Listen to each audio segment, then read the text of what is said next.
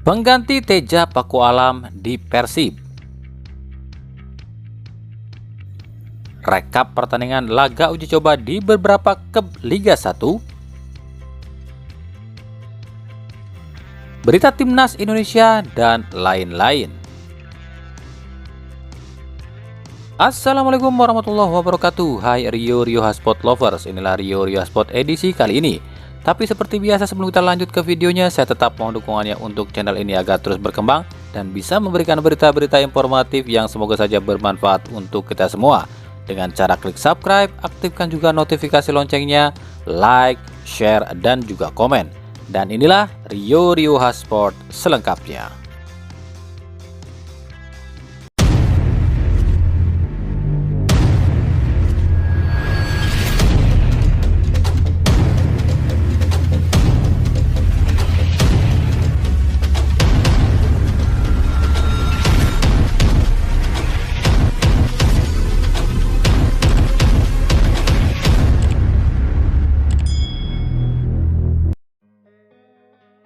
Cederanya kiper utama Persib Teja Paku Alam untuk 2 bulan ke depan membuat Persib kekurangan stok kiper. Untuk itu Persib memanggil kiper muda dari Akademi Persib, yakni Zakaria Javier Putra Sudrajat. Kiper berusia 18 tahun ini telah tampak hadir mengikuti sesi latihan Persib Senin pagi ini. Sebenarnya Persib sudah memiliki 3 kiper lain, namun karena di sesi latihan Persib butuh 4 kiper, akhirnya mau tak mau Luigi Pasos memanggil Zakaria. Namun demikian, pihak Persib menyatakan jika Teja Paku Alam tetap akan dibawa saat Persib tur ke Batam. Sementara itu, para bobotoh masih bertanya-tanya kemana Ciro Alves dan David da Silva. Sudah sepekan Persib latihan, namun 2 pemain ini tak kunjung datang. David sendiri saat ini dikabarkan tengah merawat sang istri yang selesai melakukan operasi. Sementara Ciro Alves kesulitan dapat visa kerja dari Brazil ke Indonesia. Pemerintah Brazil memang tengah memperketat perizinan untuk warganya pergi ke luar negeri, khususnya Asia. Hal inilah yang membuat sejumlah pemain asal Brazil yang akan main di Liga 1 tertahan di negaranya, seperti Ciro, David da Silva, Igor Vidal, dan lain-lain. Sementara itu, pelatih Robert Rene Albert pun akhirnya membeberkan alasannya batal merekrut Ryohei Miyazaki. Menurut Rene Albert, Ryohei tak sesuai dengan yang diharapkan. Rene Albert butuh pemain yang jenius, yang pandai atur serangan, bukan sekedar determinasi. Tapi visi permainan pun harus dimiliki pemain ini. Dan ini tak dimiliki oleh Ryohei. Dia bagus, cepat dan kuat, tapi itu saja tak cukup. Dia lebih sering bingung mau menempatkan posisi. Kami butuh sosok yang jenius yang mampu mengembangkan ritme permainan, bukan sekedar fisik, ujar Robert Rene Albert. Memang keinginan Rene Albert ini tak salah, pasalnya sejauh ini Persib terlalu mengandalkan Maklok. Sementara Maklok harus juga membantu turun pertahanan. Jadi jika ada pemain yang memiliki visi permainan, ini bisa sedikit meringankan beban Maklok di lini tengah Persib. Pasalnya, Kambuaya adalah tipikal gelandang serang yang lebih berposisi sebagai second striker dan bukan pengatur serangan. Jika demikian, Mark Hartman lah yang paling cocok. Pasalnya Hartman adalah gelandang box to box yang bisa naik dan turun. Sementara Rei Tachikawa lebih ke penyerang atau penyerang shadow atau penyerang bayangan. Tapi apapun itu, pelatihlah yang menentukan siapa yang nantinya akan dipilih.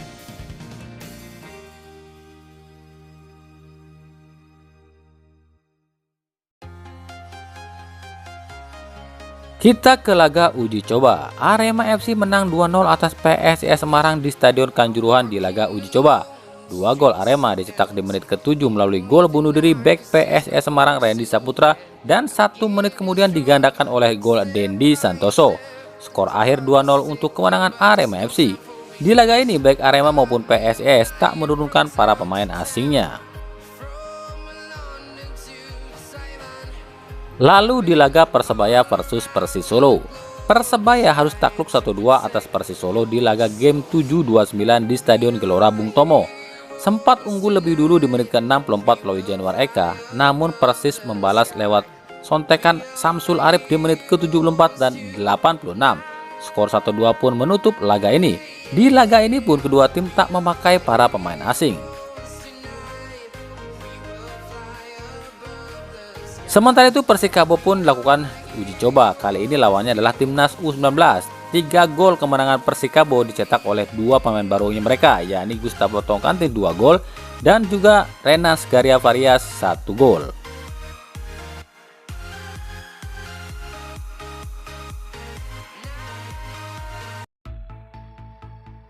Kita ke berita dari beberapa klub Liga 1. Dimulai dari Persik Kediri. Usai datangkan Rohit Candi dari Persija, skuad Persik Kediri terasa kental aroma Persija. Pasalnya kini di tim Persik Kediri ada beberapa pemain mantan Persija seperti Renan Silva, Fafa Mario Yagalo, Fitra Ridwan, dan Dani Saputra. Kabarnya Persik Kediri pun akan kembali mendatangkan pemain Persija Jakarta, ia adalah Sultan Diego Jiko. Jiko kabarnya tengah lakukan tes medis di Persik Kediri.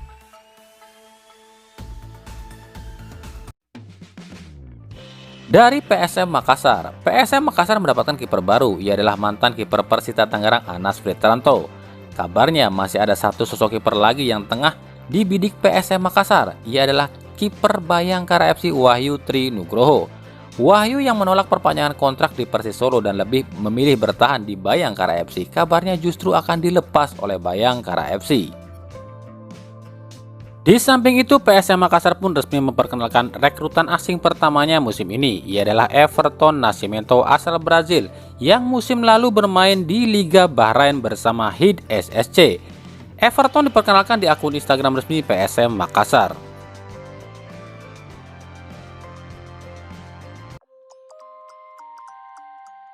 Kita beralih ke Timnas Indonesia. 2 penggawa Timnas Indonesia di SEA Games yakni Marcelino Ferdinand dan Ronaldo Kuateh kabarnya akan dibawa oleh pelatih Sintayong untuk ditawarkan ke salah satu klub Liga Korea. Klub Liga 2 Korea Busan Ipak kabarnya tertarik untuk menampung 2 penggawa muda Timnas ini. Apalagi klub Busan Ipak memiliki ikatan dengan klub Liga 1 yakni Madura United usai Madura United datangkan Lee Raijun dari Busan Ipak. Mereka adalah talenta hebat dan harus bisa lebih berkembang. Saya akan coba tawarkan mereka untuk main di Liga Korea, ujar Sintayong. Nah, bagi kalian yang menunggu kapan Piala Presiden digelar, jadi atau tidak sih digelar? Menurut Direktur Operasional PT LIB Sujarno, Piala Presiden akan digelar. Hanya saja untuk waktu penyelenggaraannya masih dibicarakan dengan pihak PSSI dan Polri. Rencananya Piala Presiden ini akan digelar 15 Juni dan akan rampung 15 Juli. Berbeda dengan edisi-edisi sebelumnya, Piala Presiden kali ini hanya akan diikuti oleh tim Liga 1 saja. Jadi ada 18 tim yang akan ikut serta dalam turnamen ini. Namun itu tidak diwajibkan. Kami masih bahas tanggal kick-off-nya dengan PSSI dan Polri. Jika tidak ada halangan, 15 Juni sudah bisa digelar. Kali ini cuma diikuti oleh tim Liga 1 saja, tapi itu pun tidak wajib. Nggak ikut juga nggak apa-apa, tapi sayang aja kalau tim Liga 1 nggak ikut. Kan Piala Presiden ini kan ajang pemanasan sebelum Liga 1, ujar Sujarno. Piala Presiden sendiri rencananya akan digelar di satu tempat, yakni Jawa Tengah. Nah, itulah tadi Rio Hotspot edisi kali ini. Ikuti terus berita seputar sepak bola khususnya Liga Indonesia dan pernak-perniknya hanya di Rio Hotspot. Terima kasih yang telah menyaksikan video ini dan mengunjungi channel ini. Kritik dan saran tetap kami nantikan di kolom komentar atau di media sosial kami di bawah ini. Sampai jumpa di video selanjutnya dan salam Rio Hotspot.